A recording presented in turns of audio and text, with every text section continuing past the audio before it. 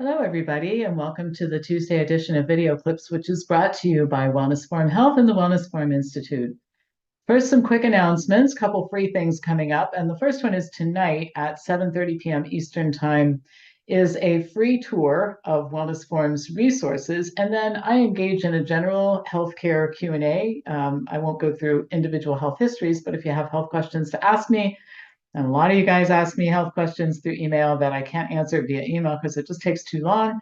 This is a way for you to have access to me for just such a thing, right? So my email address is pampopper@msn.com. And if you want to sign up for that, let me know. All right. Second thing, I presented the skin cancer hoax workshop a couple weeks ago. We had some technical difficulties and really couldn't record it to put on the platform for permanent use. So I'm going to offer it again next week, July 9th, or the following week after that, July 9th. So you still have a chance to sign up for that and to take that class live. On July 10th, I'm presenting a workshop on appeal, the preservative that is used on produce that's shipped all over the United States. Many people have been asking me for that for a long time, so I'm going to conduct a deep dive research into appeal and present what I find, and that is available to professional members of Wellness Forum Health and above. All right, so you have to be a member to take that class. And the last thing is the Diet and Lifestyle Intervention course starts August 14th, and that is an overview course consisting of 15 modules that cover all the major diseases: cancer, heart disease, diabetes, Alzheimer's disease, children's health, men's health, women's health, obesity, and on and on and on. 15 modules. You can take it for credit and as part of a professional development package, or you can just audit the class and learn a whole bunch of great stuff. We always have consumers in every one of those classes. So if you're interested in any of this stuff, my email address is pampopper@msn.com. All right, so I have an important update to share with you concerning vitamin D. I talk about it a lot. I've been one of the really few people who's been speaking out and warning people about the dangers of vitamin D testing and taking supplements. Vitamin D is a hormone, not a vitamin. It's stored in the fat tissue, and the medical definition of a vitamin is something that your body cannot produce and must be consumed in food. Vitamin D has been mislabeled. It is not a vitamin. Doctors order labs measuring only plasma levels, and some published case reports have involved people who have had what appear to be optimal vitamin D levels plasma-wise, based on recently changed and altered parameters, but they have toxic levels stored in the fat tissues causing illness, some of it quite serious. The Endocrine Society was the first to latch on to the vitamin D hoax and to endorse widespread testing and supplementation. Today, the society is starting to change course, advising that healthy adults should not have their vitamin D levels tested. It's a really small step and falls incredibly short in terms of what a new, revised, and evidence-based policy would be, but it is a start. And this approach, a gradual shift in recommendations when the evidence can no longer be ignored, is typical. For example, the American Urological Association gradually began shifting its stance on PSA testing several years ago because its recommendations for routine PSA testing for men could just no longer be justified.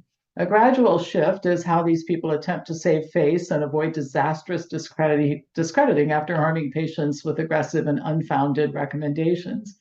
In the case of widespread PSA testing, the risk of harm is 3 to 100 times higher than the chance of benefit. When I talk about widespread PSA testing, I mean population testing for healthy men. More and more studies were showing this to be the case, and the association really had no choice but to roll back its stance. And that's what's starting to happen with vitamin D. And I think you'll see a whole lot more of this coming clean and getting truthful about it in the coming months and years. I'm going to come back to the vitamin D issue. I had related a case report a couple of weeks ago concerning somebody, one of these people who had shown up in a hospital with normal vitamin D levels, but toxic amounts of it stored in the plasma or in the fat tissue. But this is a case report that I've used in my presentations on vitamin D that brings home the whole issue I'm talking about here. So this one covered a healthy woman in her 40s who was taking 5,000 IUs, international units of vitamin D daily at midday for over a year. Her plasma levels were 60, which is considered within the great range today. She lived in California was exposed to the sun a little bit in the morning, took in very little vitamin D from foods, and it isn't in foods because it's a hormone, not a vitamin. That's why it's not in a lot of foods. Her plasma vitamin D levels fell by 25% the day before she contracted a cold, in spite of continuing to supplement, consistent with reverse causation. I'll come back to that in a minute. Her levels returned to baseline 2 weeks later without any change in the dose.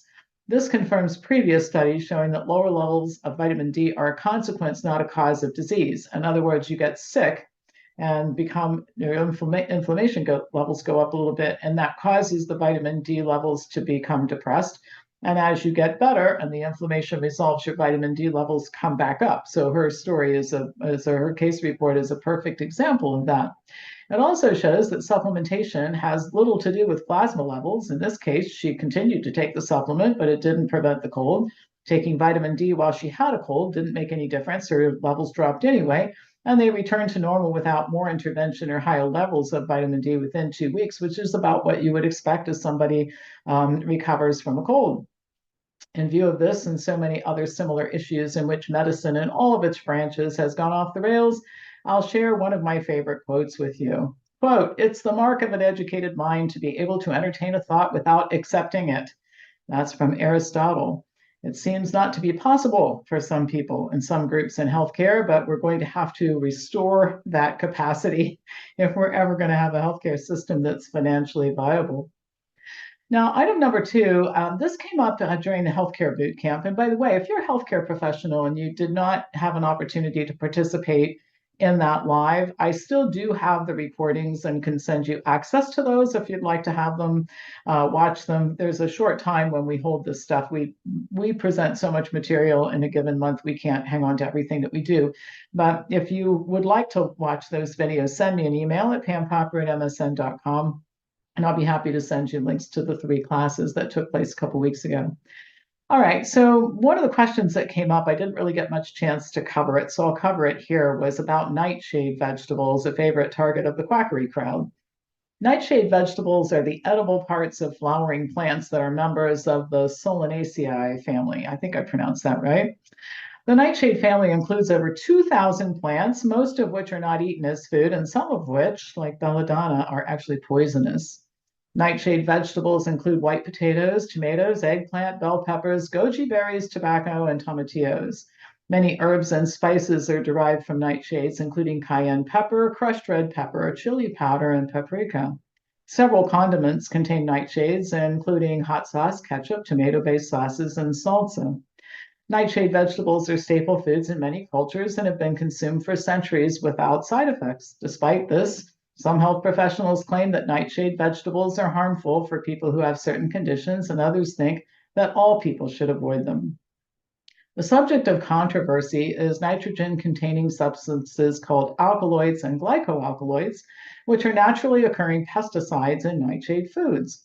The claim is that they increase inflammation and can cause or worsen conditions like inflammatory bowel disease, rheumatoid arthritis, and other autoimmune diseases. The fact is that many nightshade vegetables contain phytochemicals that have been shown to be anti-inflammatory rather than pro-inflammatory, such as capsaicin. Solanine is one of the glycoalkaloids said to be toxic, but studies in both animals and humans have shown that glycoalkaloids and solanine in potatoes are safe, even when consumed in high doses. Some nightshades, like eggplant, peppers, and tomatoes, don't contain any solanine at all. A literature search that I conducted produced no studies definitively showing that consuming nightshade vegetables causes inflammation or disease. I then did a Google search, which led to newspaper stories and surveys consisting of self-reported data, notoriously unreliable, by the way, mostly by doctors who had a personal interest in the topic and were making claims about their own experience with nightshades themselves. The best of the best, which I have to share with you, Dr. Stephen Gundry's comments about nightshades showed up as a result of my Google search. He says that nightshades are, quote, aptly named because the word implies danger. And I'm not sure that I understand that, but anyway, he has a flair for the dramatic. And that the alkaloids in nightshades, quote, could inspire people throughout history to consider these as evil plants. Now, my personal note about this is that it's unlikely that people throughout history knew anything about alkaloids, since the technology to identify them didn't exist until recently, fairly recently, in terms of the history of man. On his site, Dr. Gundry says concern may be warranted because alkaloids include strychnine, caffeine, nicotine, and morphine, which have drug-like effects. His article includes many statements unsupported by references, and I looked up his statements for some of these, and they're irrelevant, or that he doesn't report accurately what these say. But by far, my favorite comment is his statement that tobacco is not the only nightshade that contains nicotine. Many nightshades do. And he says this might be one of the reasons why people become addicted to nightshades and can't stop eating them. It's the nicotine. So I don't know what other nightshades contain nicotine, but I've never known anybody to eat other nightshades to excess because they were addicted, like tomatoes or white potatoes. The bottom line is there's no research supporting the idea that nightshade vegetables should be avoided. However, sometimes people with conditions like arthritis are able to identify specific foods to which they have sensitivities, and these are best identified with an elimination diet, which involves eliminating all but a very few foods that are well tolerated by everyone and then reintroducing foods one at a time to see if symptoms develop. Our staff has helped many members to do this with elimination diets, and the results are really interesting to us anyway. Some people find that there are no foods to which they're sensitive, while others determine that foods that are not usually on the highly suspect list, like bananas or black pepper, can cause problems. In the case of nightshades, few members have discovered a sensitivity to any of them, and those who have discovered a sensitivity have generally identified one food, not the entire category.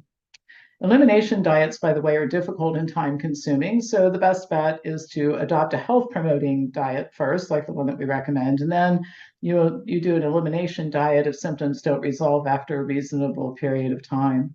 So I think nightshades are safe to eat for most people, but do be careful because according to at least one doctor, they can be addictive. Once you start eating them, you may not be able to stop. So if you find yourself unable to stop eating white potatoes or tomatoes or something of that nature, green peppers, you'll know that some people find them highly addictive. I do laugh at Dr. Gundry. I listened to an interview recently. I was looking for something else, and watching this interview was one of those things where you just can hardly take it, and you know you should just turn it off, but you can't stop watching it. He was actually talking about the value of smoking for health, and insists that some of the blue zones, people who live in the blue zones, are healthy because they smoke. And he definitely sounded like he thought people should take up the habit. So if that, I've always thought Gundry was a subject of comic relief. Like if you need a break from serious work, you can visit his website and laugh at a couple of his things. But the unfortunate part is some people take him seriously. And that really is unfortunate and also indicative of how uneducated our population is about the real issues concerning health and how to examine and discern good health information. All right, well, keep in mind tonight is the free touring Q&A. We're going to redo the skin cancer workshop July 9th. Appeal on July 10th. We have a great rest of the year program, by the way, set up for our members. You definitely want to join because every month it's great topics, great discussion. And then the diet lifestyle course coming up soon. So if you're interested in any of that, send me an email at pampopper@msn.com. And as usual, pass this on to anybody who you think would enjoy watching it. And I'll be back to you on Thursday with more news.